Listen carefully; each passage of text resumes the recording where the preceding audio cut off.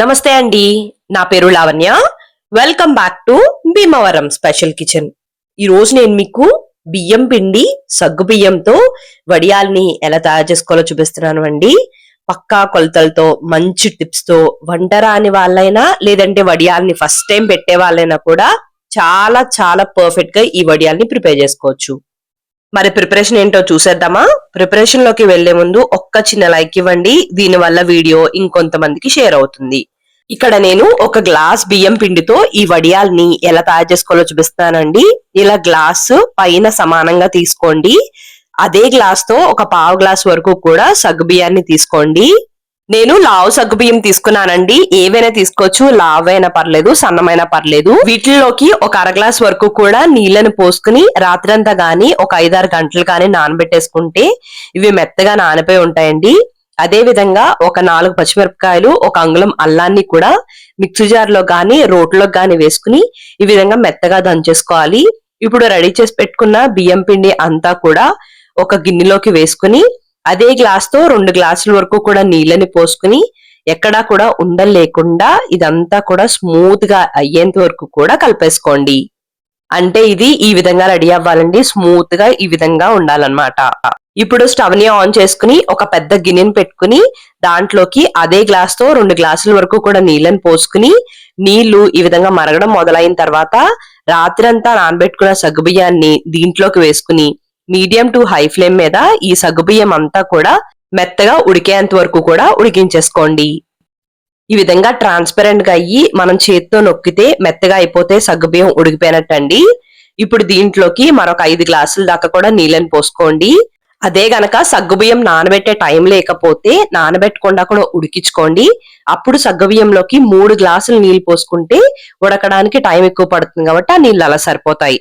ఇప్పుడు దీంట్లోకి ముందుగా గ్రైండ్ చేసి పెట్టుకున్న పేస్ట్, 1 టీ స్పూన్ అంత ఉప్పు, 1 టీ స్పూన్ అంత జీలకర్రని వేసుకుని అంతా కూడా కలిసేంత వరకు కూడా బాగా కలిపేసుకుని హై ఫ్లేమ్ లో పెట్టుకుని ఈ నీళ్ళని బాగా మరగనివ్వండి.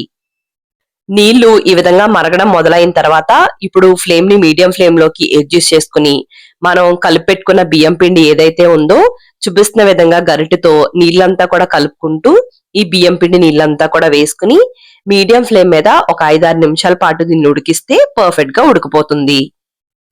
బియ్యం పిండి ఉడకడానికి ఎక్కువ టైం ఏం తీసుకోదండి. దగ్గరుండి మధ్య మధ్యలో కలుపుకుంటూ ఈ విధంగా ఉడికించుకోవాలి. కన్సిస్టెన్సీ ఒక్కసారి అబ్జర్వ్ చేయండి. ఈ విధంగా ఉంటే గనక పర్ఫెక్ట్ గా ఇది రెడీ అయిపోయినట్టు.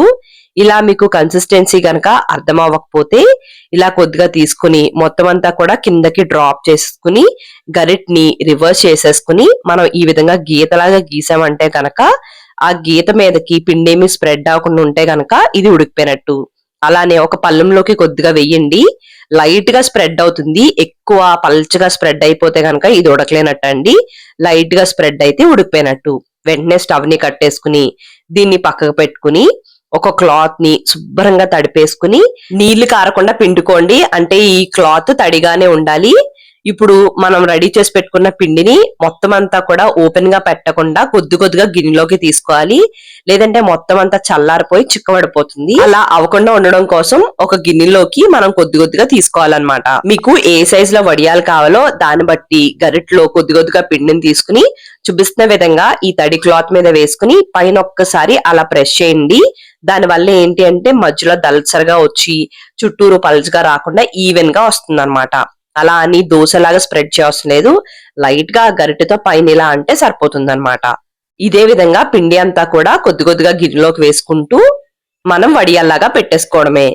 ఇలా పిండి అంతా కూడా వడియాల్లాగా పెట్టేసుకున్న తర్వాత మీకున్న ఎండ బట్టి 1 లేదా 2 రోజుల్లో ఇవి చక్కగా ఎండిపోతాయండి. మాకు కూడా పెద్ద ఎండ ఏమీ ఉండదు. నాకు 2 రోజులు పట్టింది. 2 రోజులకి ఈ విధంగా క్రిస్పీగా ఎండిపోతాయి అన్నమాట. ఇక్కడ మనం క్లాత్ లో పెట్టుకున్నాం కాబట్టి తడుపుకుని తీసుకోవాలి. అదే కనుక ప్లాస్టిక్ కవర్ మీద పెడితే డైరెక్ట్ గా తీసేస్తే వచ్చేస్తాయి. క్లాత్ ని రివర్స్ చేసుకుని కొద్ది కొద్దిగా వాటర్ అంతా కూడా వీటి మీద జల్లేసుకోండి. ఇలా చల్లుకుని 1 లేదా 2 నిమిషాల పాటు అలా వదిలేస్తే గనక తీయడానికి వీలుగా ఉంటుందన్నమాట.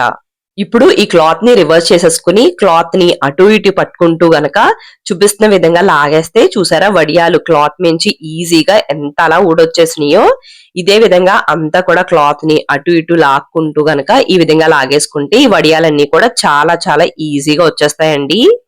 సంవత్సరంలో ఒక 3-4 రోజులు ప్రతిరోజు కూడా ఒక గంట కష్టపడితే చాలండి, మనకి సంవత్సరం తగ్గ వడియాలన్నీ కూడా వచ్చేస్తాయి. ఇవే కాదు, మన ఛానల్లో చాలా రకాల వడియాలు ఉన్నాయి. ఒక్కసారి ఛానల్ విజిట్ చేసి చూసేసేయండి. ఇలా మొత్తం అన్ని కూడా చూపిస్తున్న విధంగా ఇలా లాగేసాం అనుకోండి, చూడండి ఎంత ఈజీగా వచ్చేసాయో. ఇప్పుడు వీటిలన్నిటిని కూడా ఒకే చోట పడేయకుండా వీటిని ఇప్పుడు విడివిడిగా గనక పెట్టుకుంటే గనక ఒకదానికి ఒకటి అంటుకోకుండా త్వరగా ఆరిపోతాయి అన్నమాట. ఇవి మనం తడిపాం కాబట్టి కొద్దిగా జిగురుతనం ఉండడం వల్ల ఒకదానికి ఒకటి అంటుకుపోతాయండి. అందుకోసం మనం విడివిడిగా పెట్టుకోవాలి. ఒక గంట పాటు అలా విడివిడిగా పెట్టుకుంటే ఇవి ఆరిపోతాయి. తర్వాత మరొక 2-3 రోజుల పాటు ఎండలో పెట్టేసుకున్నాం అనుకోండి, ఇవి పర్ఫెక్ట్ గా ఎండిపోతాయి అన్నమాట. 2 రోజుల పాటు ఎండిన తర్వాత ఈ విధంగా ఉంటాయండి. చూడండి ఎంత క్రిస్పీగా, ఎంత పర్ఫెక్ట్ గా మనకి బియ్యం పిండి సగ్గుబియ్యం వడియాలు వచ్చాయో. ఇప్పుడు వీటిని వేయించుకోవడం కోసం ఆయిల్ ని బాగా వేడి చేసుకోవాలండి. ఏ వడియాలైనా కూడా ఆయిల్ బాగా వేడైన తర్వాత కొద్దిగా ఫ్లేమ్ ని తగ్గించుకుని ఈ విధంగా మనం వడియాల్ని ఆయిల్లోకి వేసుకుంటే పువ్వుల్లాగా పొంగి చాలా చాలా పర్ఫెక్ట్ గా వస్తాయి అన్నమాట. చూసారు కదండి ఎంత పర్ఫెక్ట్ గా మనకి బియ్యం పిండి సగ్గుబియ్యం వడియాలు రెడీ అయిపోయో. మరి మీరు కూడా ట్రై చేయండి, మీకు కూడా పర్ఫెక్ట్ గా వస్తాయి. మీకు ఏం డౌట్స్ ఉన్నా కామెంట్ బాక్స్ లో అడగండి, నేను తప్పకుండా రిప్లై చేస్తాను. మరి మీకు ఈ వీడియో నచ్చినట్టయితే తప్పకుండా లైక్ చేయండి, ఎలా అనిపించిందో కామెంట్ చేయండి.